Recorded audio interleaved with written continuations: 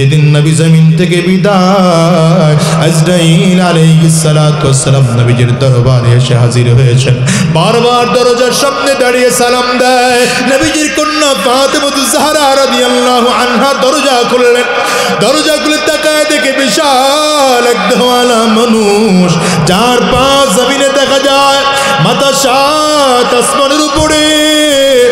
আম্মা জান নবীজির কন্যা ফাতেমাতুজ জাহরা তার সাথে সাথে দরজা বন্ধ করে দিলেন, ডেকে বললেন, বাবা, এত বড় দেহওয়ালা মানুষ জীবনে আমি কোনোদিন দেখি নাই। আমার নবী ডাক দেয়, রে ফাতেমা, এই দুনিয়ার কোনো মানুষ নয়, আল্লাহর ফেরেশতা আজরাইল এসে হাজির হয়েছে। মালাকুল মউত কারো কাছে অনুমতি নিয়ে আসে না, সবার কাছে অনুমতি ছাড়া যায়। তবে তোমার বাবা যেহেতু আখিরি জামানার পয়গম্বর, এজন্য তোমার বাবার কাছে এসে অনুমতি চাইছে। আমার নবীর কাছে আজরাইল এসে দাঁড়িয়েছেন। পয়গম্বর, আল্লাহ তাআলা আপনার জান কবজ করার জন্য আমারে পাঠাইছেন। আল্লাহ বলেছেন, যদি আপনি চান আপনার জান কবজ করা হবে, যদি আপনি না চান আপনার জান কবজ করা হবে না। জিবরিল আলাইহিস সালামের দিকে তাকে আমার নবী বললেন, কি করব? জিবরিল আলাইহিস সালাম বলেন, পয়গম্বর, আমি আল্লাহর কাছাকাছি থাকি, আল্লাহ কি চায় আমি জানি।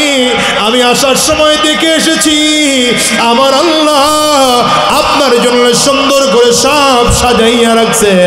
আপনি গেলেই আমার মালিক বড় খুশি। আমার নবী ডাক দেয়, জিবরাইল রে, আমি যাইতে রাজি আছি, কোনো আপত্তি আমার নাই। আমি আমার মালিকের কাছে একটা কথা জানতে চাই। আমি জমিন থেকে যখন বিদায় হয়ে যাব, আমি জানি এই উম্মতকে আমার আল্লাহ তাআলা দুই কারণে হেফাজত রেখেছেন। এর এক নম্বর কারণ, আমি এই জমিনের মধ্যে উম্মতের মাঝে আছি, এই জন্য আমার উম্মতকে আল্লাহ তাআলা হেফাজত করেছেন। দ্বিতীয় নম্বর কারণ, এই উম্মত যতদিন ইস্তেগফার করবে আমার আল্লাহ তাআলা ততদিন এই উম্মতকে ধ্বংস করবে না। জিবরাইল রে, আমি জমিন থেকে বিদায় হওয়ার পরে যদি উম্মত ইস্তিগফার বন্ধ করে দেয়, তখন আল্লাহ তাআলা যদি আসমান থেকে আযাব নাযিল করে, আমার উম্মতের পুরোটা যদি ধ্বংস করে দেয়, আমি নবী সহ্য করতে পারবো না। আগে আমার মালিক রে বলো, আমার মালিক কি ফয়সালা করবে? জিবরিল আলাইহিস সালাতু ওয়াস সালাম আল্লাহর কাছে চলে গেলেন, ফয়সালা নিয়ে ফিরে আসলেন। নবীর কানের কাছে মুখ লাগায় দিয়া ডাক দেয়, পয়গম্বর, আমার আল্লাহর কাছ থেকে অনুমতি নিয়ে আসছি, আপনি যদি নাও থাকেন, উম্মত যদি ইস্তেগফার ছেড়েও দেয়, এই উম্মতকে আমার আল্লাহ কোনোদিন একসাথে ধ্বংস করবেন না। নবী আমার আস্তে করে ডাক দেয়, এ আজরাইল, ভালো করে শোনো, একজন মানুষের মৃত্যুর সময় জান কবজে কেমন কষ্ট হয়। আজরাইল আলাইহিস সালাতু ওয়াস সালাম বলেন, পয়গম্বর, আমি জানি না, তবে অনুধাবন করতে পারি, একটা ছাগল যদি উপরে ঝুলাইয়া টেনে টেনে জীবিত অবস্থায় চামড়া ছাগলের খোলা হয়, একটা ছাগলের যেই পরিমাণ কষ্ট হয়, এর চেয়ে হাজার গুণ কোটি গুণ বেশি কষ্ট হয় একজন মানুষের জান কবজে। রহমতের নবী ডাক দেয়, আজরাইল, যত কষ্ট দেওয়ার দরকার হয় আমি নবীর কষ্ট দিয়ে জমিন থেকে না, আমার উম্মতকে কষ্ট দিও না। আজরাইল, আমার কষ্ট দাও। হঠাৎ করে নবী হাত উপরের দিকে তুলছেন আর বলেন, আল্লাহুম্মা ইয়া রফিকাল আ'লা, আল্লাহুম্মা ইয়া রফিকাল আ'লা, আল্লাহুম্মা ইয়া রফিকাল আ'লা। আমি আমার সবচেয়ে বড় বন্ধুর সাথে সাক্ষাৎ করতে চাই। তিনটা আওয়াজ দিয়ে নবীজি ঢলে জমিনের মধ্যে পড়ে গিয়েছেন। এর দুনিয়ার মানুষ রাহমাতুল লিল আলামিন জমিন থেকে বিদায় হয়ে গেলেন। আম্মা জান আয়েশা সিদ্দিকা রাদিয়াল্লাহু আনহার কোলে ঢলে পড়েছে। অন্যান্য উম্মাহাতুল মুমিনিনরা চোখের পানি ছেড়ে কাঁদে। নবীজির কন্যা ফাতেমা আওয়াজ করে কাঁদতে আরম্ভ করেছেন আর বলে, আব্বু, আজ বুঝি তুমি আমাদের ছেড়ে চলে যাও? এত তাড়াতাড়ি চলে যাইবা ভাবতেও পারি না। আব্বু, এখন তোমার আর জায়গা মদিনার এই ছোট্ট মাটির ঘর নয়, তোমার জায়গা তো এখন আরশে আজিম, রবের দেওয়া চমৎকার জায়গায় তুমি বসবাস করো। এখন যদি জিবরাইল আবার ওহী নিয়ে আসে, আমি জিবরাইল যে দরজা দিয়ে ফিরায় দেব, কেন আসছো? আমার বাবা তো জমিনে নাই, আর আমার বাবার কাছে ওহী আনার দরকার নাই। নবীজির সাহাবীরা চোখের পানিগুলো ফেলে ফেলে কান্না করেন। হযরত ওমর দাঁড়িয়েছেন, নিজেকেই নিজে হারায় ফেলাইছেন, তরবারি নিয়ে দাঁড়াইছেন। কেউ যদি বলো নবী জমিন থেকে বিদায় হয়েছে, ওর মাথাটারে কল্লাটারে আলাদা কইরা ফেলাবো। সাহাবায়ে কেরাম বোবা কান্না আরম্ভ করেছে, কেউ জোরে আওয়াজ দিয়ে কাঁদতে পারে না। ওমরের বড় ভাই আবু বকর সিদ্দিক সেদিন মদিনায় ছিলেন না, কারণ আমার মালিক জানে নবী জমিন থেকে বিদায় এটা আবু বকর নিজের চোখে দেখে সহ্য করতে পারবে না। আবু বকর সিদ্দিক রাদিয়াল্লাহু আনহু নবীজির ইন্তেকালের খবর পাইয়া ধীরে ধীরে ধীরে ধীরে হাঁটতে হাঁটতে সামনের দিকে আগায়। মনে হয় যেন একটা পাথর সামনের দিকে আগাইতেছে। হযরত আবু বকর ডানেও তাকায় না, বামেও তাকায় না, কারোর সাথে কথাও বলে না, একা একা আয়েশা আমার নবীর ঘরের মধ্যে ঢুকেছে। আমার নবীজির খাটিয়াটা ধইরা আস্তে করে তাকায় রইছেন নবীজির দিকে। আমার নবীজির দিকে তাকায় টপ টপ করে চোখ দিয়ে পানিগুলো বালায়, মনে হয় যেন জীবনের শেষ। আবু বকর সিদ্দিকের চোখের পানি আমার বন্ধুর কাফনের কাপড়ের মধ্যে আতরের মতো করে লাগাইয়া দিছে। আবু বকর সিদ্দিক আমার নবীর কাপড়ের মধ্যে চুমা খায়, চুমা খাইয়া উপরের দিকে ওইটা ডাক দেয়, হাবিব আপনি আমার ছাড়া কোথাও যান না, যত জায়গায় গিয়েছেন আপনি আমারে নিয়ে গেছে, হিজরতের রাত্রে এত ভয়ঙ্কর রাত্রেও আপনি আমারে ছাড়া মদিনায় আসেন। যত জায়গায় গিয়েছেন ব্যবসায়ের কাজের জন্য আমি আবু বকরকে সাথে করে নিয়ে গেছে, সব জায়গায় আমারে নিয়ে গেলেন। আজকে মৃত্যুর সময় আমার কারো সাথে নিলেন না। আবু বকর চোখের পানি ফেলা কান্না কইরা চোখ মুছতে মুছতে ঘর থেকে বের হইলেন, দাঁড়ায় খুতবা দিতে আরম্ভ করলেন।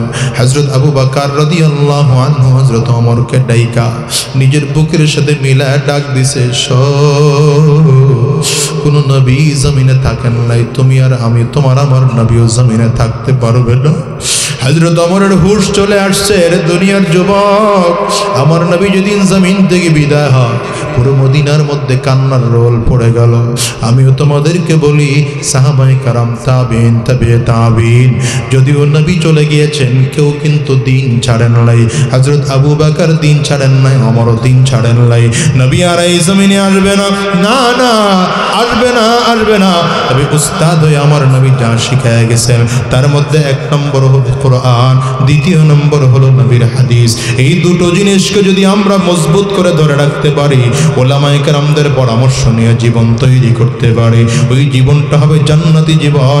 আর শয়তানি রাস্তায় চলা যাবে না রে যুবক, হারাম রাস্তায় আর চলা যাবে না, খারাপ রাস্তার কদম বাড়ানো যাবে না। হযরত আমার ইন্তেকাল করবেন, ইন্তেকালের আগ মুহূর্তে নিজের সন্তান আব্দুল্লাহ ইবনে ওমরকে হযরত আম্মা জান আয়েশার কাছে পাঠাইলেন, বাবারে তাড়াতাড়ি আমার আম্মা জানের কাছে যাও।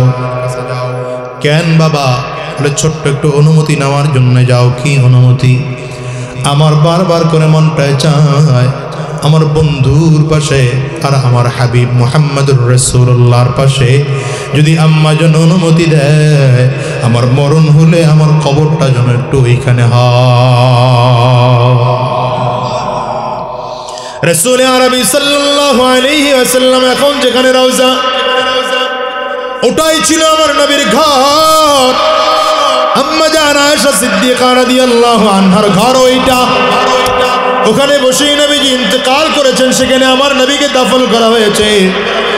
নবীজিকে যখন ওখানে দাফন করা হলো, আম্মা জান আরেকটা ছোট্ট কবরের জায়গা রেখা মাঝখানে ওয়াল দিয়ে আম্মা জান ওখানে বসবাস করতেন। মনে মনে চিন্তা, আম্মা জান চিন্তা করলেন, নবীর পাশে আমার কবরটা যদি হয়, আমার কত খুশনসিব, কিয়ামত পর্যন্ত নবীর পাশে আমি ঘুমাইব। কিন্তু কিছুদিন পরে আবু বকর সিদ্দিক রাদিয়াল্লাহু আনহু, যেহেতু তার মেয়ে আম্মা জান আয়েশা আবু বকর গিয়ে দাঁড়িয়েছেন, মা যদি তুমি অনুমতি দাও নবীর পাশে আমি একটু ঘুমাইতে চাই, আমার শেষ জীবনের শেষ ঘুমটা আমি ঘুমাইতে চাই, কারণ আমার হাবিব ছাড়া আমি দুনিয়ার কোথাও যাই না, আমার পয়গম্বররা ছাড়া। হিজরতে আমার নবী গিয়েছেন, আমার সাথে নিয়ে গিয়েছেন, যত জায়গায় আমার নবী গিয়েছেন আমার সাথে করে নিয়ে গিয়েছেন। আমার নবী আমার ছাড়া কোথাও যাই নাই, মন বড় চায় একসাথে যদি নবীর সাথে জমিন থেকে বিদায় হতে পারতাম, কিন্তু নবী আমার আগে চলে গিয়েছেন। মাগো তুমি যদি আমার অনুমতি দাও আমার নবীর পাশের কবরটা যেন আমার হয়। আম্মা জান হযরত আবু বকর সিদ্দিকর অনুমতি দিয়ে দিয়েছেন, সামনে আর একটা কবরের জায়গা রেখে আবার ওয়াল দিয়েছেন। আম্মা জান মনের নিয়ত আমার বাবার পাশে আমার নবীর পাশে আমার কবর হবে, কিন্তু আজকে হযরত ওমর অনুমতি চায় বসছেন, সন্তান রে পাঠাইছেন যাও আম্মা জান যদি অনুমতি দেয় তাইলে ওই জায়গায় আমি ওমর একটু ঘুমাইতে চাই। আম্মা জানের মনে পড়ে গেছে ওই হাদিসের কথা, বুখারীর মধ্যে আছে, মুসলিমের মধ্যে আছে, তিন বন্ধু একসাথে ঘুমাবে এর একটা ইশারামূলক হাদিস পাওয়া যায়। শোনাবো হাদিসটা। নবী আলাইহিস সালাতু ওয়াস সালাম একদিন মদিনার খেজুরের বাগানের মধ্যে ঢুকছেন, খেজুরের বাগানের মধ্যে একটা কূপের মধ্যে ঢুইকা আমার নবী কূপের পানির পাড়ে আমার নবী বসে পায়ের থেকে একটু কাপড় উঠায়া পায়ের টাকনুগুলো পানির মধ্যে ভেজা পাটা একটু একটু করে নাড়তেছেন। নবী আলাইহিস সালাতু ওয়াস সালাম একা একা বসা। হযরত আবু মুসা আশআরী রাদিয়াল্লাহু আনহু বলেন, যখন দেখলাম রাহমাতুল লিল আলামিন কূপের মধ্যে বসে আছেন একা একা, মনে মনে চিন্তা করলাম আজকে নবীর পাহারাদার আমি হয়ে যাব। আমি আমার নবীর ওই খেজুর বাগানের গেটের মধ্যে দাঁড়াইয়া আছি, কেউ যদি ঢুকতে হয় তাইলে অনুমতি নিয়ে ঢোকা লাগবে। কিছুক্ষণের মধ্যে আবু বকর সিদ্দিক রাদিয়াল্লাহু আনহু আসছেন। আমি বললাম দাঁড়ান, নবীজির অনুমতি নিয়ে নেই। পয়গম্বর আরবীর কাছে এসে বললাম, হুজুর আমার আবু বকর আসছে, অনুমতি দেব কিনা আপনি বলেন। নবী আমার বললেন, যাও আবু বকরকে অনুমতি দাও, সাথে তাকে জান্নাতের সুসংবাদটাও দিয়ে দাও। হযরত আবু বকর সিদ্দিক রাদিয়াল্লাহু আনহু আসলেন, নবীজির ডান পাশে বসলেন। নবীজি যেমন করে একটু কাপড় উঠাইয়া পা পানির মধ্যে ভিজা নাড়তেছেন, আবু বকর সিদ্দিক রাদিয়াল্লাহু আনহু তেমন করে পানির মধ্যে পা ভিজায়া একই সাথে নাড়তেছেন। কিছুক্ষণ পরে হযরত ওমর রাদিয়াল্লাহু আনহু আসছে, নবীজির কাছে অনুমতি নিতে আসলেন। আমার নবী বললেন, যাও ওমরকেও অনুমতি দাও, তাকেও জান্নাতের শুভ সংবাদ দিয়ে দাও। হযরত ওমর আসলেন, হযরত আবু বকর আর আমার নবীজি যেমন করে কাপড় উঠাইয়া টাকনুকিরা পর্যন্ত পানির মধ্যে ভিজায়া নাড়তেছেন, হযরত ওমর নবীর বাম পাশে বসে তিন বন্ধু একসাথে পাওনা রে। সুবহানাল্লাহ আওয়াজ দিয়া কন্যা। এই কিছুক্ষণ পরে হযরত উসমান বিন আফফান আসছেন। হযরত উসমানের ব্যাপারেও নবী বললেন, আসতে বলো, তাকেও জান্নাতের সংবাদ দাও। হযরত উসমান এসে দেখলেন নবীজির ডান সাইডে আবু বকর বসা, বাম সাইডে হযরত ওমর বসা, এই সাইডে ফিলাপ হয়ে গেছে। নবীজির দ্বারের কাছে বসা যায় না, কোথায় বলবেন? হযরত উসমান একদম বরাবর ওই কুয়ার ওই পাড়ে গিয়া পানির মধ্যে পা ভিজায়া চারজন একই সাথে নাড়তেছেন। এই হাদিস দ্বারা প্রমাণ হয়, মুহাদ্দিসিন মুফাসসিরিনগণ বলেন, তিন বন্ধু যে একসাথে বসেছে, বোঝা গেল ইন্তেকালের পর তিন বন্ধু একসাথে ঘুমাইবে। আজকেও সারা পৃথিবী থেকে কোটি কোটি মানুষ যায়, যারা আমার নবীকে সালাম দিতে যায়। নবীকে সালাম দেওয়ার পাশাপাশি আবু বকর সিদ্দিক রাদিয়াল্লাহু আনহুকেও সালাম দিতে হয়, হযরত ওমরকেও সালাম দিতে হয়। একই সাথে তিনজন বন্ধু শোয়া আছেন। হযরত আম্মা জান আয়েশা সিদ্দিকা রাদিয়াল্লাহু আনহা ওই হাদিসের কথা মনে পড়ে গিয়েছে। আব্দুল্লাহ ইবনে ওমরকে ডাক দিয়ে বললেন, শোনো, আমার মনটা চাইছিল আমি আমার নবীর পাশে, আমার আব্বা জানের পাশে ঘুমাইব, কিন্তু যেহেতু জামানার ওমর অনুমতি চাইছে, অনুমতি না দিয়ে পারি না, যাও অনুমতি দিয়া দিনা ওমরের কবরটা এখানে দিবা। অনুমতি নিয়ে চলে আসছে, বাবার সামনে এসে বলে আব্বু অনুমতি হয়ে গেছে। হযরত ওমর আব্দুল্লাহ ইবনে ওমর নিজের সন্তানরে আবার ডাকছেন, এদিকে আসো। কানে কানে ডেকে বললেন, শোনো, আমি যখন জমিন থেকে বিদায় হয়ে যাব সুন্দর করে আমারে গোসল করাইবা, কাপড়ের কাপড় পরাইয়া জানাজা কমপ্লিট যখন করাইবা, আমার লাশটারে আবার আম্মা জানের বাড়ির সামনে নিয়ে আম্মা জানরে আবার জিজ্ঞাসা করবা। কেন জিজ্ঞাসা করবা জানো?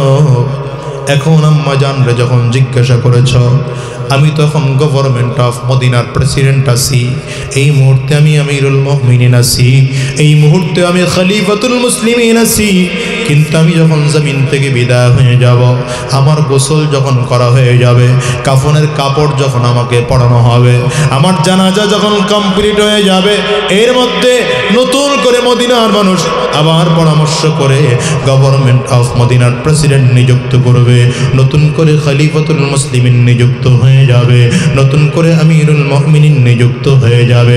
তখন আমি ওমরের পরিচয় খলিফাতুল মুসলিমিন থাকবে না, আমিরুল মুমিনিন থাকবে না, আমি ওমরের পরিচয় থাকবে খাত্তাবের ছেলে সাধারণ একজন ওমর, আমার পরিচয় থাকবে নবীর গোলাম ওমর। আম্মা জানের কাছে যাইয়া নবীর গোলাম ওমরের লাশ ধরে আম্মা জানের বাড়ির দরজার সামনে রেখা আবার অনুমতি চাইবা। যদি আম্মা জান অনুমতি দেয় তো ওখানেই দাফন দিবা, আর অনুমতি যদি না দেয় বাইতুল জান্নাতুল বাকির মধ্যে গিয়ে আমার দাফন করবা। কেন জানোনি? কেন জানোনি? আজকে হয়তো আম্মা জান আমি মদিনার প্রেসিডেন্ট এই ভয় পেয়ে অথবা লজ্জার কারণে অনুমতি দিতে পারে, আমি চাই না আমার আম্মা জান লজ্জায় পড়ে আমার অনুমতি দিক। যদি সেদিন নবীর গোলাম সাধারণ আমরের ক্ষমতা ছাড়া যদি অনুমতি দেয়, আমি আমার নবীর পাশে ঘুমাইব।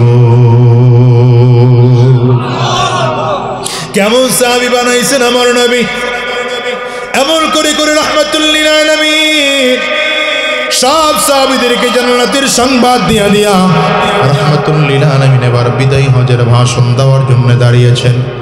বিদায় হজের ভাষণ দেওয়ার জন্য আমার নবী দাঁড়িয়ে কোরআনের আয়াত তেলাওয়াত করে করে এই জাতিকে শোনাইতেছেন, আল ইয়াউমা আকমালতু লাকুম দীনাকুম ওয়া আতমামতু আলাইকুম নি'মাতি ওয়া রাদিতু লাকুমুল ইসলাম দীনা। আজকের দিনে ইসলামকে কমপ্লিট করে দেওয়া হলো।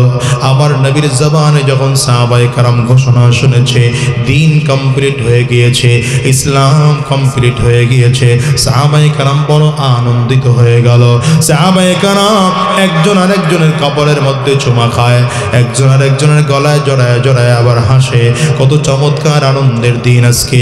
সাহাবায়ে কেরাম বলেন, নবীর সাহাবীরা শোনো বন্ধু, আজকে বুঝি নবীর রক্ত সফল, আজকে আমার নবীর রক্ত বৃথা যায় নাই। নবীজির উহুদের ময়দানে দান মোবারক শহীদ হয়েছে, বিফলে যায় নাই, কারণ আজকে দিন কমপ্লিট হয়ে গেল। সাহাবায়ে কেরাম যখন আনন্দে উৎফুল্ল হয়ে গেলেন, হঠাৎ করে তাকিয়ে দেখেন ময়দানের এক কিনারায় আবু বকর সিদ্দিক দাঁড়ায় দাঁড়ায় চোখের পানিগুলো ফেলে ফেলে কান্না করেন। সব সাহাবীরা দৌড়ায় গেলেন, ভাই আবু বকর, আমরা সবাই হাসি, তুমি কেন কাঁদো? আবু বকর সিদ্দিক রাদিয়াল্লাহু আনহু বলেন, নবীর সাহাবীরা আমার নবী কি ঘোষণা করেছেন তোমরা কি শোনো নাই? বলে ঘোষণা করেছেন দিন কমপ্লিট হয়ে গেল। তাইলে আমার নবী তো জমিনে আসছিলেন দিন কমপ্লিট করার জন্যে, বোঝা গেল আমার নবীর যাওয়ার সময় হয়ে গিয়েছে, অল্প দিনের মধ্যেই নবী আমাদের ছেড়ে চলে যাবে। আমার নবী বিদায় নেওয়ার পর আমি আবু বকর কেমনে থাকবো, এই দুঃখে আমি কান্না শুরু করে দিয়েছি। অল্প সময়ের মধ্যে আবু বকর সিদ্দিক রাদিয়াল্লাহু আনহুর কথাটা পুরো ময়দানের মধ্যে ছড়িয়ে পড়েছে। সাহাবায়ে কেরাম এবার দাঁড়িয়ে দাঁড়িয়ে কান্না আরম্ভ করেছেন। রাহমাতুল লিল আলামিন দূর থেকে তাকাইয়া দেখেন সব সাহাবীরা চোখের পানি ফেলে ফেলে কান্না করে। আমার নবী দাঁড়ায় বলল, সাহাবীরা কান্না করো না, অন্যান্য নবীরা জমিন থেকে বিদায় হয়েছে, আমি নবীও জমিন থেকে বিদায় হয়ে যাব, কেউ দুনিয়া থাকতে পারবে না। তবে অন্যান্য নবীদের জমিন থেকে বিদায় হওয়া, আমি নবীর জমিন থেকে বিদায় হওয়া কিন্তু এক নয়। অন্যান্য নবীরা বিদায় হয়েছে, তাদের ধর্মীয় গ্রন্থ জমিন থেকে বিদায় হয়েছে। অন্যান্য নবীরা বিদায়, তাদের ধর্ম জমিন থেকে বিদায় হয়েছে। আমি নবী যদিও জমিন থেকে বিদায় হয়ে যাব, কিন্তু আমি নবীর কুরআন কিয়ামত পর্যন্ত থাকবে। একটা জের জবর পেশ নুক্তার কেউ ব্যবধান করতে পারবে না। আমি নবী যদিও জমিন থেকে বিদায় হয়ে যাব, আমি নবীর দ্বীনের যাররা পরিমাণ ত্রুটি হবে না।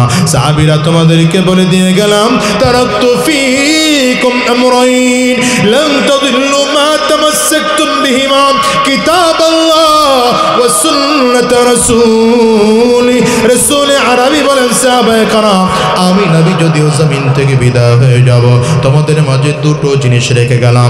এক নম্বর আমার আল্লাহ পাকের কোরআন, দ্বিতীয় নম্বর আমি নবীর সুন্নাহ। এই দুটো জিনিস রাখতে পারো, কিয়ামত পর্যন্ত কোনোদিন তোমরা পথভ্রষ্ট হবে না, পথভ্রষ্ট হবে না। দ্বিতীয় নম্বর কথা, আরো একটা কথা আমার নবী ওখানেই বলে দিয়ে গিয়েছেন, সাহাবায়ে কেরাম ফালইউবাল্লিগিশ শাহিদুল গায়বা। আজকের এই বিদায় হজের ভাষণে যারা উপস্থিত আছো, আমি তোমাদেরকে দিন শিখিয়েছি, কত কত হাদিসগুলো পড়ে পড়ে তোমাদেরকে শুনিয়েছি। এখানে এমন মানুষ নাই যাদেরকে আমি নবী দিন শিক্ষা দেই নাই। তবে আমি নবী জমিন থেকে বিদায় হওয়ার পরে দুনিয়ার মধ্যে এমন মানুষ থাকবে যাদের কাছে আমি নবী দ্বীনের দাওয়াত পৌঁছাইতে পারবো না। তোমাদের ছোট্ট একটু দায়িত্ব হলো, আমি নবীর দাওয়াতগুলো তোমরা তাদের কাছে পৌঁছাইয়া দিবা। এই জন্য নবী জমিন থেকে বিদায় নেওয়ার পর সাহাবায়ে কেরাম দ্বীনের দাওয়াত দিয়ে দিয়ে জমিনে চলেছেন। সাহাবায়ে কেরামদের ইন্তেকালের পর তাবিঈন পুরো জমিনের মধ্যে দ্বীনের দাওয়াত দিয়েছেন। তাবিঈন জমিন থেকে বিদায় নেওয়ার পরে তাবিঈন জমিন থেকে বিদায় দ্বীনের দাওয়াত দিয়েছেন। তাবিঈন জমিন থেকে বিদায় নেওয়ার পরে আইম্মে মুজতাহিদিন জমিনের মধ্যে দ্বীনের দাওয়াত দিয়েছেন। তাবিঈন আইম্মে মুজতাহিদিন বিদায় নেওয়ার পর উলামায়ে মুতাকাদ্দিমিন, উলামায়ে মুতাআখিরিন পুরো জমিনের মধ্যে দ্বীনের দাওয়াত দিয়েছে। বর্তমান যুগে উলামায়ে কেরাম দ্বীনের দাওয়াত দিচ্ছেন কেন জানো? নবীর এই দায়িত্ব পালন করে।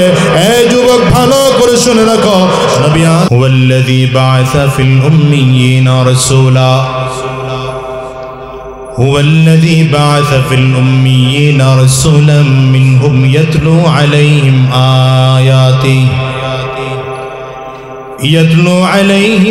آياته ويزكيهم ويعلمهم الكتاب والحكمة وإن كانوا من قبل لفي ضلال مبين। কথাটা কার? আঙ্গুলটা উঁচা করে চিল্লায় জোরে বলেন। বিশেষ করে যেই যুগটাকে আল্লাহ তাআলা লক্ষ্য করে মূর্খ বলেছেন, নবীজির নবুয়তির যুগ, যেই যুগে কোরআন নাজিল হয়েছে, ঠিক না? ওই যুগটা তো এমন এক যুগ ছিল, সাহিত্যিকতার সর্বোচ্চ অবস্থান ছিল সেই যুগটা।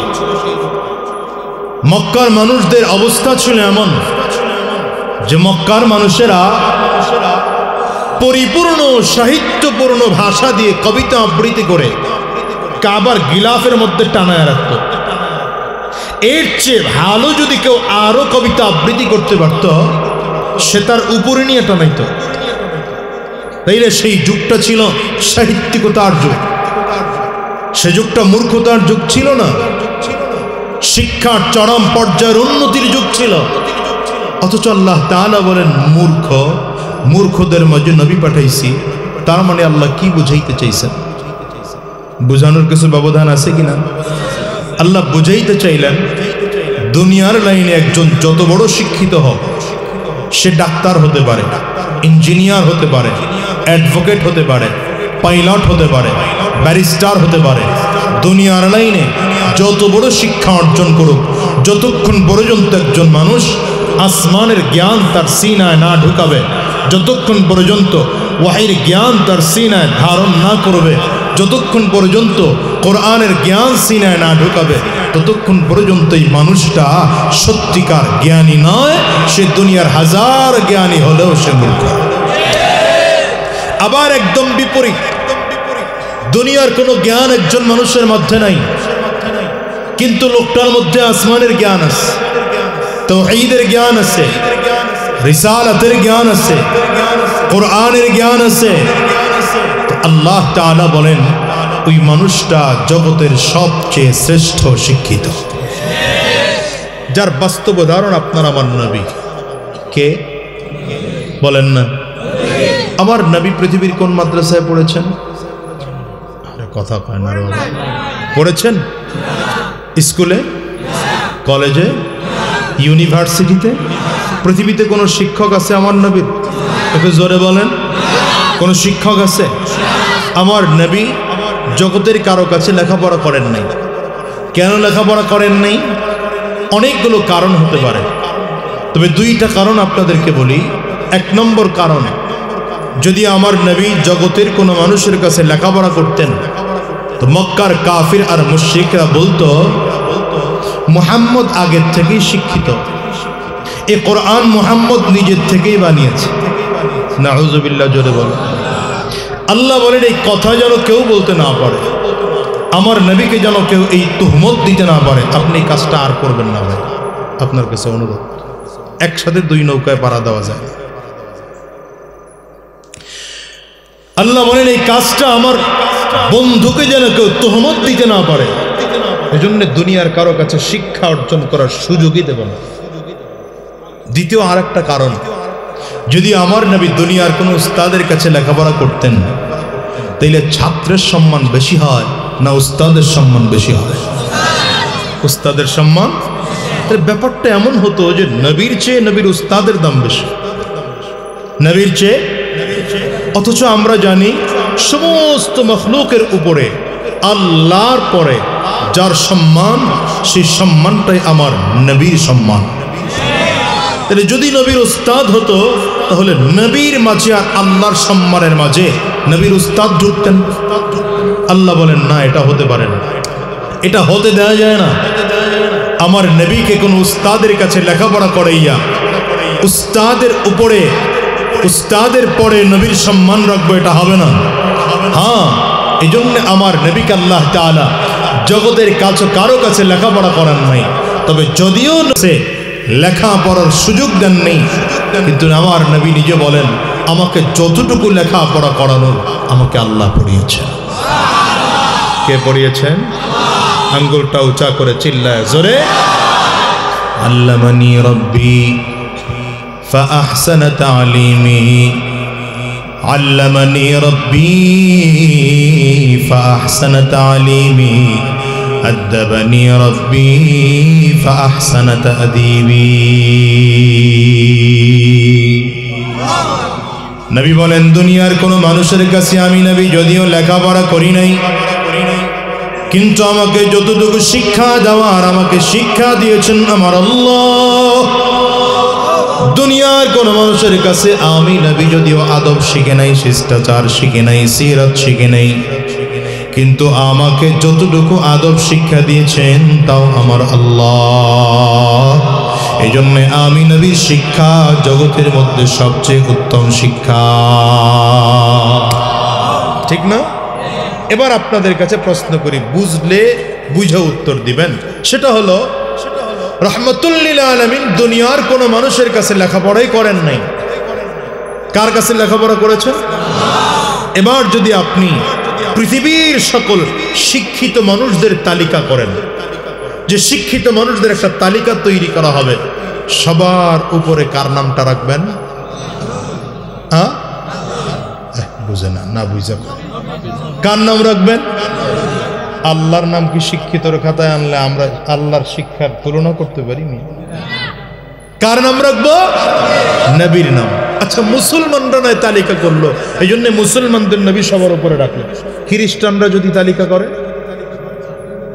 কয় না, কথা কয় না, চুপ করে বসে, তারপরেও নবীর নাম সবার উপরে দেবে। বৌদ্ধরা করলেও নবীর নাম সবার উপরে দিবে, ক্যাথলিকরা করলেও আমার নবীর নাম সবার উপরে দিবে, ইহুদিরা করলেও আমার নবীর নাম সবার উপরে দিবে। কেন? এই যে অক্সফোর্ড ইউনিভার্সিটি খ্রিস্টানদের দ্বারা পরিচালিত অক্সফোর্ড ইউনিভার্সিটিতে পৃথিবীর সকল শিক্ষিত মানুষদের তালিকা করা হয়েছে, সেখানে সবার উপরে আমার নবীর নাম নেওয়া হয়েছে। একটু ভালো করে বুঝা উত্তর দেন। আমার নবী পৃথিবীর কোনো মাদ্রাসায় পড়েন নাই, কোনো স্কুলে পড়েননি, কোনো কলেজে পড়েননি, ইউনিভার্সিটিতে পড়েন নাই, অথচ আমার নবীর নামকে শিক্ষিতদের তালিকায় প্রথম দেওয়া হলো।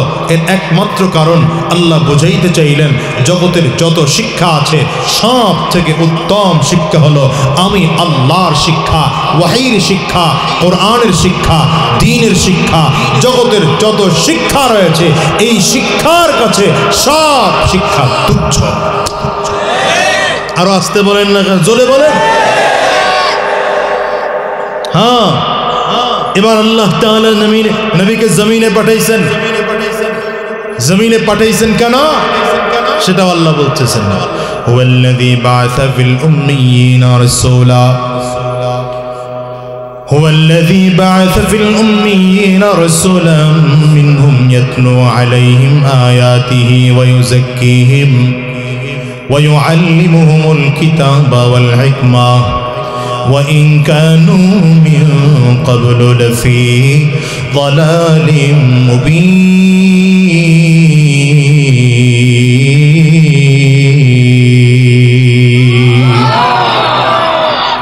আল্লাহ বলেন আমি জগতের মাঝে একজন মূর্খদের মাঝে একজন নবী পাঠাইলাম। জগতের মূর্খ মানুষদের কাছে নবী পাঠাইয়া নবীকে দায়িত্ব দিয়ে পাঠাইলাম। নবীর এক নম্বর দায়িত্ব হলো উম্মতকে কোরআনুল কারীম তিলাওয়াত করে করে নবী শোনাইবে। নবীর এটা এক নম্বর দায়িত্ব, এই পৃথিবীর মানুষকে কোরআন তিলাওয়াত আমার নবী শিখাবেন। দ্বিতীয় নম্বর দায়িত্ব ওয়ায়ুযাক্কিহিম, অশুদ্ধ আত্মাওয়ালা মানুষদের প্রতি মেহনত করে করে আবার নবী তাদেরকে শুদ্ধওয়ালা মানুষ বানাবে।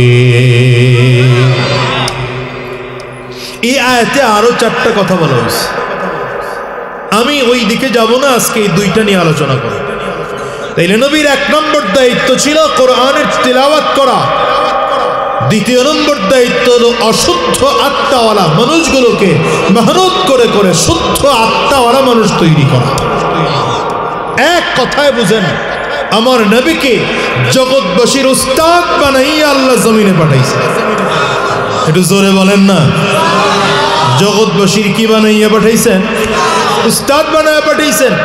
আমরা সব নবীর ছাত্র, এজন্য একটু আগে বলছি যে আমি উস্তাদ না, যদিও চেয়ারটা উস্তাদের, কিন্তু আমিও ছাত্র ভাই, হয়তো একটু সিনিয়র একটু জুনিয়র, এর কিছু। উস্তাদ আমাদের নবী।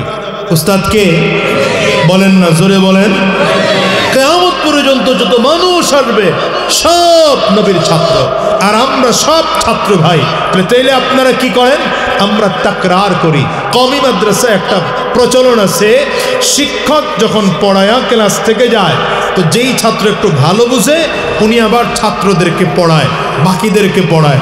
এটাকে কওমি মাদ্রাসার ভাষায় বলে তাকরার করে। তো আমরাও নবী হাদিস যা পড়ায় গেছে ওটাই এখনো আছে, একটা হাদিসও বাড়ে নাই, একটা কমেও নাই। কোরআনের যে আয়াত নবীজি নাজিল করা অবস্থায় রেখে গিয়েছেন ওই আয়াত থেকে একটা অক্ষর কোরআনের কমেও নাই, এক অক্ষর বাড়েও নেই। যা আছে তাই আছে, কিয়ামত পর্যন্ত থাকবে। তবে একই কোরআন আমরা বারবার আপনাদের সামনে কেন পড়াই, একই হাদিস বারবার আপনাদের সামনে কেন বলি? এর কারণ হলো আমরাও একটু সিনিয়র ভাই, হয়তো কোরআন আপনাদের চেয়ে একটু বেশি বুঝি, এই জন্যে আমরা আপনাদের কাছে ওগুলো শোনায়া শোনায়া নবীর হাদিসগুলো আবার তাকরার করতেছি। আমার নবীকে আল্লাহ উস্তাদ বানায়া পাঠাইছেন। পৃথিবীর সকল মানুষ নবীর ছাত্র। আসমানের নিচে জমিনের উপরে যা আছে সব পুরোটা নবীর মাদ্রাসা। সুবহানাল্লাহ, জোরে কান, আওয়াজ দিয়ে আরো জোরে বলেন, পুরোটা নবীর মাদ্রাসা। তবে হ্যাঁ, আমার নবী নিজের হাতে কয়জন ছাত্র বানাইছেন? আমার নবী নিজের হাতে কয়জন ছাত্র বানাইছেন? এর মধ্যে একজন ছাত্র আবু বকর সিদ্দিক রাদিয়াল্লাহু আনহু। শুনছেন নামটা? নামটা শুনছেন? ওই যে ভাই ঘুমায় উনি শুনছেন? পর্যন্ত ঘুমিয়া এনে ঘুমানোর লেগে আনা নবীর 1 নম্বর ছাত্র। আবু বকর সিদ্দিক রাদিয়াল্লাহু আনহু, নবীজির দ্বিতীয় নম্বর ছাত্র হযরত ওমর ইবনুল খাত্তাব রাদিয়াল্লাহু আনহু, নবীজির আরেকজন ছাত্র হযরত উসমান বিন আফফান রাদিয়াল্লাহু আনহু, নবীজির আরেকজন ছাত্র হযরত আলী ইবনে আবি তালিব রাদিয়াল্লাহু আনহু। আল্লাহু আকবার, চিৎকার করে বলেন। সব নবীর সাহাবীদের কথা বাদ দিলাম, এই চারজন সাহাবী কেমন সাহাবী? এমন সাহাবী যেই সাহাবীকে আমার নবী নিজের জীবদ্দশায় এদেরকে জান্নাতের সার্টিফিকেট দিয়েছেন। কেমন উস্তাদের কেমন ছাত্র হলে জীবদ্দশায় জান্নাতের সার্টিফিকেট দেওয়া যায়? আল্লাহু আকবার। ছাত্র কেমন যোগ্যতা সম্পন্ন, উস্তাদ কেমন যোগ্যতা সম্পন্ন। ছাত্রের যোগ্যতা কত চমৎকার, উস্তাদের যোগ্যতা কত চমৎকার। যেই ছাত্র উস্তাদের কাছে পড়লে ডাইরেক্ট জান্নাতের সার্টিফিকেট পায়, আমার নবী 10 জন সাহাবীকে নিজের জীবদ্দশায় জান্নাতের সার্টিফিকেট দিয়েছেন। এর মধ্যে আবু বকর সিদ্দিক রাদিয়াল্লাহু আনহু, আবু বকর সিদ্দিক রাদিয়াল্লাহু আনহু তো এমন একজন মানুষ ছিলেন যে মানুষ মক্কার বড় ব্যবসায়ীদের মধ্যে একজন ছিলেন। মক্কার বাজারের সবচেয়ে দামি কাপড় আবু বকর সিদ্দিক পরতেন। কিন্তু একদিনকার ঘটনা এমন ঘটছে, রাহমাতুল লিল আলামিন তার কাছে জিবরিল আমিন এসে হাজির। নবীজি তাকায় দেখেন জিবরিল আলাইহিস সালাতু ওয়াস সালাম যে কাপড় পরে আসছেন, জিবরিলের পরনের জামাটা ছালার চটের জামা। জামাটা কিসের? ছালার চট দিয়ে বানানো। মাথার পাগড়ি ওটাও ছালার চটের। জিবরিল আমিন এসে বললেন, পয়গম্বর আপনার সাহাবী আবু বকরকে একটু সালাম দেন। তো মসজিদে নববীতে মিম্বরে বসলে, মসজিদে নববীর মিম্বরে বসলে ডান দিকে নবীজির হাতের ডান সাইডে ছিল আমার নবীর ঘর, যেটা এখন নবীজির কবর, যেটা নবীজির রওজা। হ্যাঁ, এটা ছিল নবীজির মিম্বরে বসলে ডান দিকে। ওই ঘর থেকে নবীজির মিম্বর পর্যন্ত এই জায়গাটাকে রিয়াজুল জান্নাহ বলে। বাইনা বাইতি ওয়া মিম্বরি রওজাতুম মির রিয়াজিল জান্নাহ, এই জায়গাটাকে এখনো রিয়াজুল জান্নাহ বলে। আর ঠিক নবীজি মিম্বরে বসলে একটু দূরে বাম হাতে একটু সামনে আগাইলে হযরত আবু বকর সিদ্দিক রাদিয়াল্লাহু আনহুর বাড়ি। জিবরিল আমিন যখন আসছেন, কথা কয় কোত্থেকে? আরে পারলাম না আপনাদের পরিবেশটাই বানাইতে বলি।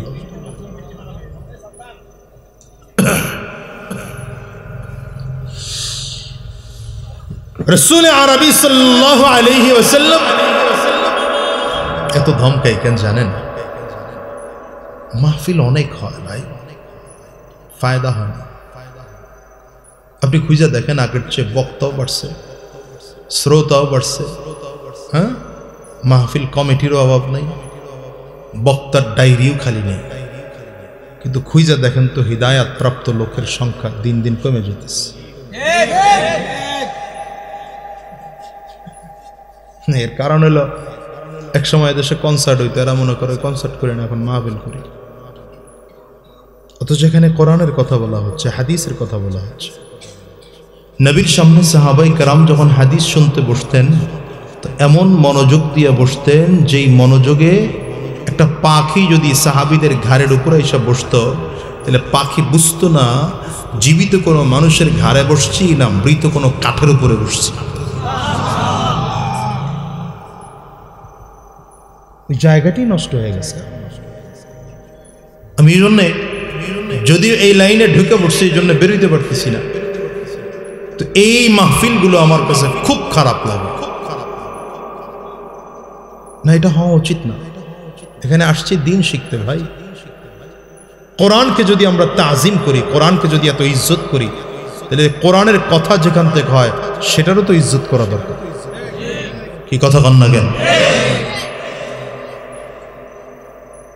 খুব হিসাব করে, এগুলো আপনার করে বুঝাইতে পারবো না।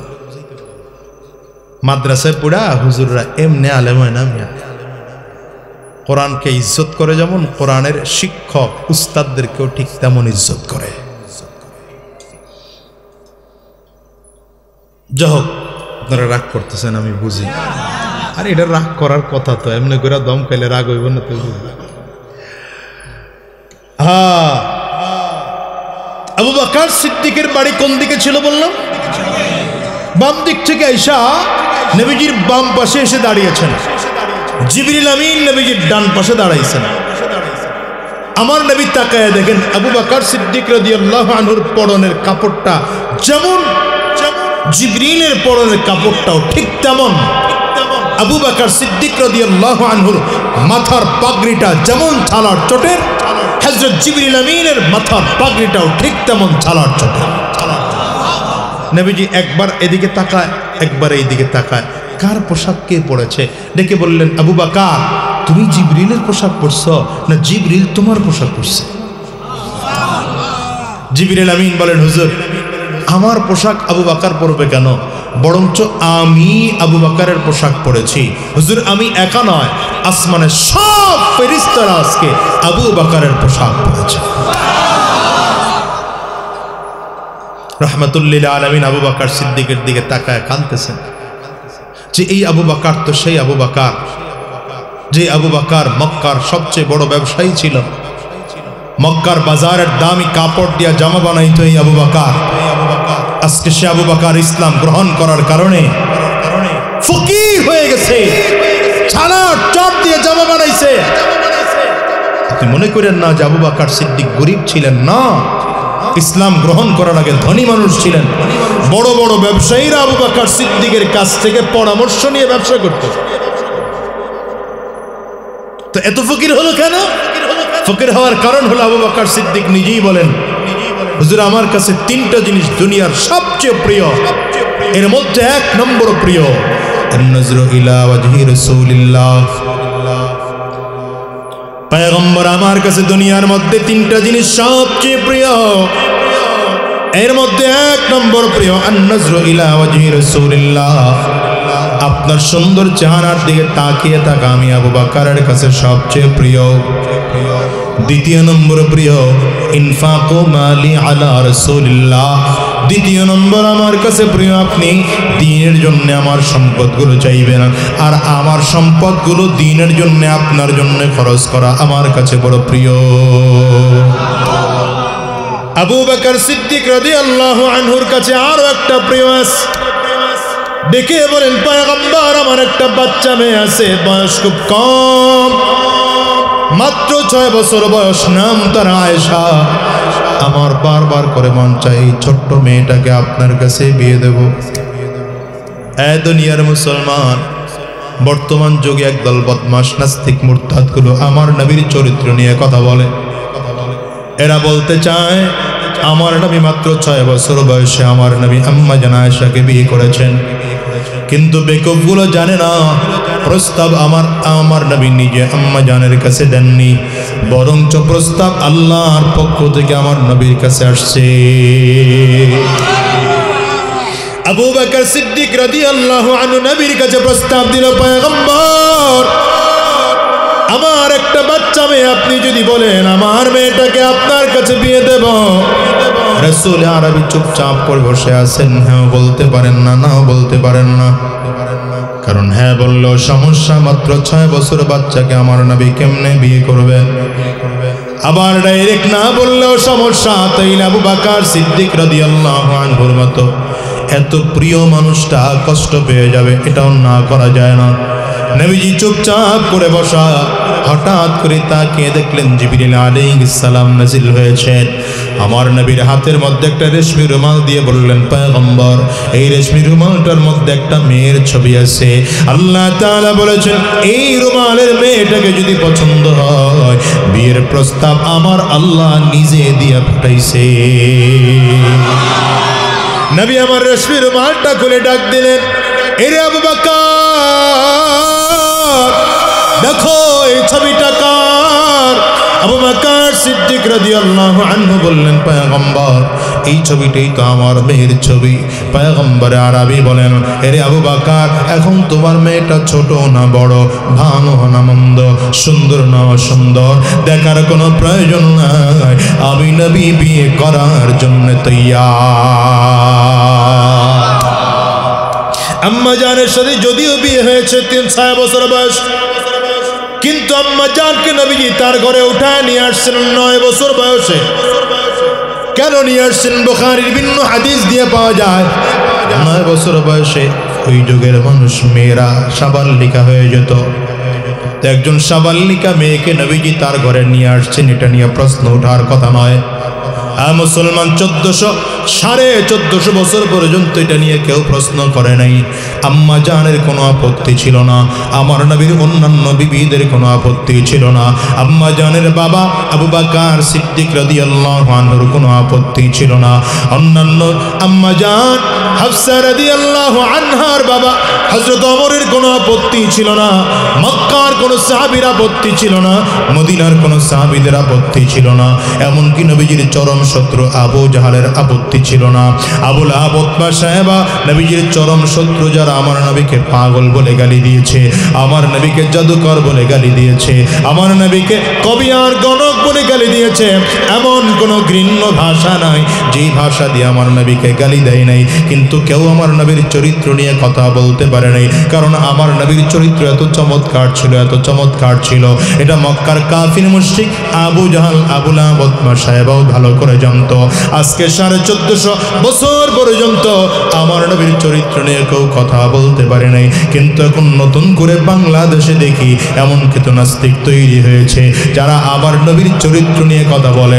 আম্মা জানকে মাত্র 6 বছর বয়সে নবীজি বিয়ে করার কারণে এই বদমাশগুলো আমার নবীকে চরিত্রহীন বলে গালি দেয়, আমার নবীকে ধর্ষক বলে গালি দেয়, আমার নবীকে নারী নবী বলে গালি দেয়। আমি বলবো এরা ইসলামের দুশমন, মানবতার দুশমন, দেশের দুশমন, জাতির দুশমন, ঠিক কিনা জোরে কর। নাস্তিকদের প্রধান কাজ হলো ইসলামের বিরুদ্ধে কথা কওয়া, এটা প্রধান কাজ। নাস্তিকদের মূল থিওরি তারা সৃষ্টিকর্তা বলে কাউকে মানে না। তাইলে নাস্তিকরা সব ধর্মের বিরোধিতা করবে, কিন্তু আমরা নাস্তিকদের দিকে তাকাইয়ে দেখি এরা হিন্দুদের বিরুদ্ধে বলে না, খ্রিস্টানদের বিরুদ্ধে বলে না, নাস্তিকরা বৌদ্ধদের বিরুদ্ধে বলে না, এরা শুধু মুসলমানদের বিরুদ্ধে বলে। এর কারণটা কি জানেন মুসলমান? জানেন, এরা ভালো করে জানে এই দেশে দ্বন্দ্ব বাঁধানোর জন্য সাম্প্রদায়িক সম্প্রীতি, বহু আগ থেকে এই দেশে ছিল সাম্প্রদায়িক সম্প্রীতি। তবে যদি এটা নষ্ট করতে হয় মুসলমানদের বিরুদ্ধে কথা বলতে হবে, ঠিক কিনা বলো না? এরা ইতিহাস জানে না, ইতিহাসই তো জানে না। এই কম বয়সী মেয়েকে বিয়ে করলে যদি চরিত্রহীন হয়, আরেকটা তথ্য আপনার করে দেওয়া যায়। বর্তমান প্রধানমন্ত্রীর লেখা কথাটা ভালো করে বুঝা শুনে হিসাব করেন।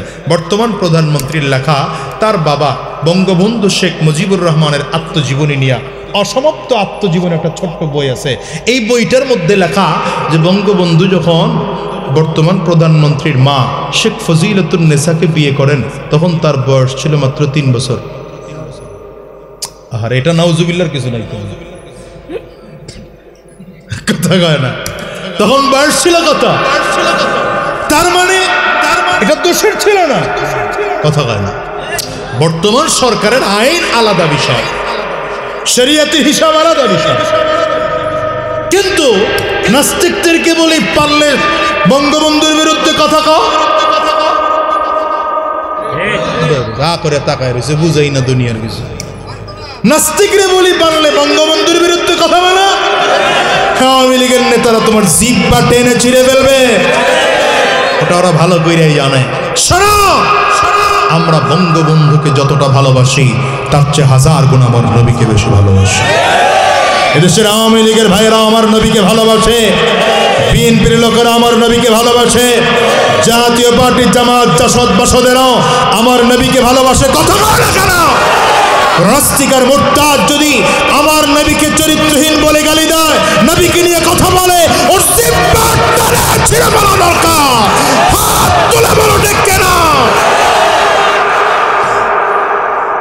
সাহস হয় কি করে? 92% মুসলমানের দেশ, এই দেশে আর কারো লোক পাই না নবীর বিরুদ্ধে কথা বলতে হবে। তার মানে এখান থেকেও ঘৃণ্য চক্রান্ত আর ষড়যন্ত্রের গন্ধ পাওয়া যায়।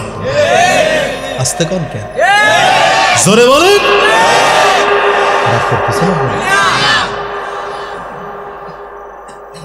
আমার নবী তাকায় দেখেন আবু বকর কোথার মানুষ ছিল আজকে কোথায় চলে আসছে হ্যাঁ কত সম্পদওয়ালা মানুষ আজকে সে রাস্তার ফকিরের মতো দাঁড়ায় রয়েছে ইসলামের জন্য সব সম্পদ বিলীন করে দিছে নবী আমার কাঁদতেছেন চোখের পানি ছেড়ে কাঁদতেছেন জিবরিল আমিন জিজ্ঞাসা করেন পয়গম্বর আবু বকরকে একটু প্রশ্ন করেন না সে যে ওই হালাত থেকে আজকে এই হালাতে চলে আসলো ওই অবস্থান থেকে আজকে এই অবস্থানে চলে আসলো এই অবস্থানের কারণে আবার আবু বকর আল্লাহর প্রতি বেজার না তো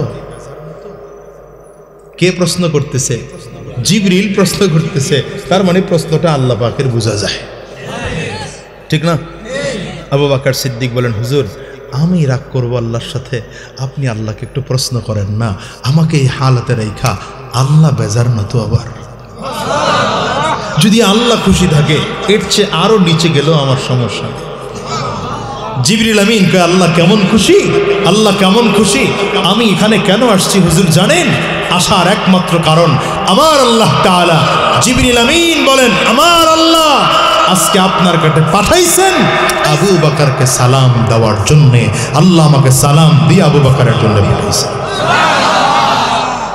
বাংলাদেশের একজন মেম্বার সাহেব যদি আপনার ইনভাইটেশন কার্ড পাঠায় বাপ সবই আলাদা কথা কয় না যদি মেম্বার সব না পাঠায় চেয়ারম্যান সব পাঠায় তাহলে বাপটা আরো বাইরে যায় না যদি এমপি সব পাঠায় কথা কয় না যদি ইনভাইটেশন কার্ডটা মন্ত্রী মহোদয়ের হয় আর যদি প্রধানমন্ত্রী বানায় তো এলাকার কেউ কেয়ারই করে না চেয়ারম্যান সবরে কয় সাইড মিয়া প্রধানমন্ত্রী আমারে ডাকছে গণভবনে যাবো মিয়া আবু বকর সিদ্দিক রাদিয়াল্লাহু আনহুকে কে সালাম পাঠিয়েছেন আঙ্গুলটা উঁচা করে আওয়াজ দিয়ে বলেন না কেমন দামি সাহাবী কেমন দামি সাহাবী যে সাহাবীকে আমার আল্লাহ নিজে সালাম পাঠায় আল্লাহু আকবার চিৎকার করে বলো এবার আমার নবী সাহাবায়ে কেরামদেরকে শোনাইতেছেন সাহাবীরা ইন্নী লা আরাফু রাজুলান বিইসমিহি ওয়া বিইসমি আবিহি ওয়া উম্মিহি إني لأعرف رجلا باسمه وباسم أبيه وأمه ليأتي بابا من أبواب الجنة فيقال له مرحبا مرحبا আমার নবী বলেন সাহাবীরা আমি এমন একজন লোকের নাম জানি তার বাবার নামটাও জানি মায়ের নামটাও ভালো করে জানি এই লোকটা যখন কিয়ামতের ময়দানে জান্নাতের গেটের মধ্যে ঢুকতে থাকবে জান্নাতি ফেরেশতারা লোকটাকে আমন্ত্রণ আর নিমন্ত্রণ জানানোর জন্য লাল গালিচা বিছিয়ে ফেরেশতারা দুই দিক দিয়ে কাতার করে দাঁড়াবে আল্লাহর বান্দা যখন লাল গালিচার উপরে কদম বাড়ায় বাড়ায় জান্নাতের মধ্যে ঢুকবে ফেরেশতারা মারহাবা মারহাবা বলে নিমন্ত্রণ জানাবে সাহাবায়ে কেরাম অধীরা করে বসে আছেন কে এমন মানুষ যে মানুষটার এত দাম আমরা একটু লোকটার নাম শুনতে চাই পয়গম্বরে আরবি নাম বলেন না হঠাৎ করে সালমান ফারিসি রাদিয়াল্লাহু আনহু দাঁড়িয়েছেন পয়গম্বর এমন মানুষকে আমরা একটু লোকটার নাম জানতে চাই আমার নবী ডেকে বললেন নামটা জানতে চাও তাইলে জেনে নাও লোকটার কেউ নয় লোকটা আমার সাহাবী আবু বকর নবী আমার ফজরের নামাজের পরে সাহাবায়ে কেরামদেরকে ডেকে বলেন সাহাবীরা ইন্নী রাআইতু কসরান ফি নাওমি আজকের রাত্রিতে শব্দের মধ্যে একটা দামি বিল্ডিং দেখলাম দামি বিল্ডিংটা চারটা দেওয়াল দিয়ে তৈরি করা হয়েছে এর মধ্যে একটা দেওয়াল জান্নাতি লাল রঙের স্বর্ণ দিয়ে বানানো আর একটা দেওয়াল জাবরজাত পাথর দিয়ে বানানো আর একটা দেওয়াল জান্নাতি ইয়াকুত পাথর দিয়ে বানানো আর একটা দেওয়াল জান্নাতি মণি মুক্তা দিয়ে বানানো এই চারটা দেওয়াল তৈরি করতে গিয়া মাঝখানে কোনো বালুর সিমেন্ট ব্যবহার করা হয় নাই নবী বলেন মাঝখানে ব্যবহার করা হয়েছে মিশক আর আম্বর নিচের ফ্লোরটা বানানো হয়েছে জাফরান আরবি বলেন এত দামি বিল্ডিং দেখে জিজ্ঞাসা করলাম লিমান হাদা এত সুন্দর ঘরটা কার একজন এসে বললেন ফাতাম মিন কুরাইশ এটা কুরাইশ বংশের একজন যুবক যুবকের পয়গম্বর আরবি বলেন যনন্তু ইন্নী মিন কুরাইশ ওয়া ইন্নাহু লি, আমি মনে মনে চিন্তা করলাম আমিও তো কুরাইশ বংশের একজন যুবক, তাইলে মনে হয় জান্নাতের বাড়িটা আমার জন্যই বরাদ্দ করা হয়েছে। নবী আমার বলেন এক কদম দুই কদম সামনের দিকে বাড়াইলাম, হঠাৎ করে আল্লাহর ফেরেশতা এসে ডেকে বলে পয়গম্বর এই বাড়িটা আপনার নয়, এই বাড়ি আপনার সাহাবী ওমরের। নবী আমার দুইজন সাহাবীর জান্নাতের সার্টিফিকেট দিয়ে দিলেন। এই জন্যই তো বলি রে যুবক, পয়গম্বর আরবি সাল্লাল্লাহু আলাইহি ওয়াসাল্লাম মসজিদে নববীর মিম্বরে বসে বয়ান করতেছেন। হঠাৎ করে সাহাবায়ে কেরাম দেখলেন নবী আমার বসা অবস্থায়, হঠাৎ করে নবীজি দাঁড়িয়ে গেলেন। সাহাবায়ে কেরাম তাকিয়ে আছেন, পয়গম্বর কেন বসার থেকে দাঁড়াইলেন? হঠাৎ করে খেয়াল করে আমার নবী ডান হাতে আবু বকর সিদ্দিক রাদিয়াল্লাহু আনহুকে ধরে দাঁড় করিয়েছেন, বাম হাতে হযরত ওমর ইবনুল খাত্তাবকে ধরে দাঁড় করিয়েছেন। তিনজনে একসাথে দাঁড়িয়েছেন। চিন্তা করেন তো দৃশ্যটা কেমন দেখা যায়। মসজিদে নববীর মিম্বরে আমার নবী দাঁড়ানো, ডান হাতে আবু বকর, বাম হাতে হযরত ওমর, তিনজনে একসাথে দাঁড়িয়েছেন। আমার নবী দাঁড়িয়ে সাহাবায়ে কেরামদেরকে জিজ্ঞাসা করে, সাহাবীরা আমাদের তিনজনরে কেমন দেখা যায়? জোরে কন্যা আয় আওয়াজ দিয়া বলেন না। সাহাবায়ে কেরাম চিৎকার করে বলে মা আহসানা হাযাল মানদার, দেখতে কত সুন্দর দেখা যায়। নবী আমার ডেকে বলে এই যে ডান হাতে আবু বকরকে ধরলাম, বাম হাতে ওমরকে ধরলাম, এইভাবে কিয়ামতের ময়দানে আমার দুই সাহাবীকে দুই হাতে নিয়া আল্লাহর সামনে দাঁড়াইব। আল্লাহু আকবার, জোরে বলো। সার্টিফিকেট দিচ্ছেন জান্নাতের, এক একজনের জান্নাতের সার্টিফিকেট দিচ্ছেন। হ্যাঁ, এমন ছাত্র তৈয়ার করেছেন যেই ছাত্র জীবদ্দশায় জান্নাতের এই এই এই অমনে হাত দেখাইলে হবে না। কি সমস্যা কও না আমার? আরে বাবা, যুবক মানুষের যদি এই সমস্যা। শুনেন, এমন ছাত্র যেই ছাত্র দুনিয়ায় থাকা অবস্থায় কি পায়? জান্নাতের সার্টিফিকেট। কথা কয় না? কেমনে জান্নাতের সার্টিফিকেট পাইছে? কারণ হলো সাহাবায়ে কেরাম ওই মানের ছাত্র ছিলেন। কেমনে সার্টিফিকেট পেয়েছেন? উস্তাদ সেই মানের ছিলেন। উস্তাদকে এক নজর দেখা ছাড়া কেউ থাকতে পারে না। দুনিয়ার যত কাজ থাকে সে আমার নবীর পাশে থাকবে।